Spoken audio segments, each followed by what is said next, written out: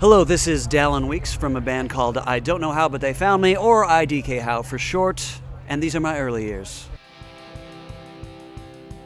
The first show I ever played, it was this small venue in a town called Ogden, Utah, that was a little bit north of where I lived, and I think I was 17. And interestingly enough, it was on the day that the Columbine shooting happened. And the venue owner came down while we were setting up our gear and asked us if we had heard what happened in Colorado. And we hadn't, so he told us all about it. And that was really sad, but that sort of weighed heavy on our minds. But that was the first show I ever played, and I never forgot that. First iDKHOW show was in Los Angeles, and we booked it in secret, didn't tell anyone what we were doing, and we didn't for like the first year. But it was cool to be able to play in a room full of strangers that didn't know or didn't care what bands we were in before, and just to see if we could get their attention with the music we were playing. So it turned out good. It was a lot of fun. Man, that's hard to remember because I've been doing that stuff since I was like 15, and I think it was, at a friend's house, me and 3 other friends. The first official band practice, I think we spent 3 hours learning Lucy in the Sky with Diamonds. And I don't think we ever nailed it, but we sure did try, though.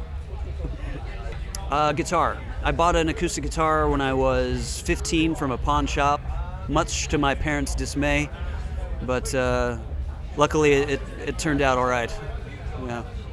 Well, Beatles songs for sure. Got a Beatles song book, and that was my life when I was 15. Fell in love with the Beatles, and just everything related to that band. My world just revolved around it. So, well, we mentioned the Beatles, of course.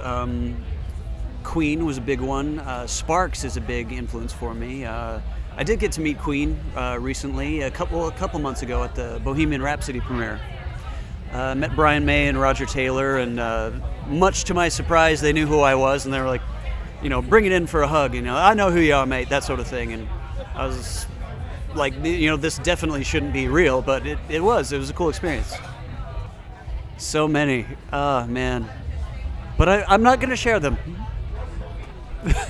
I don't want people digging into that stuff, because it's so bad. It's so bad. All of the band names were so bad, but I think that they were also the first choices, and we were like, okay, fine, that's good. Nothing was really thrown around, Band names in general are just terrible. I should add that. Very few bands get away with a good band name. I think Led Zeppelin did, and that's about it. Every other band name is just ridiculous. So you just kind of have to roll with it,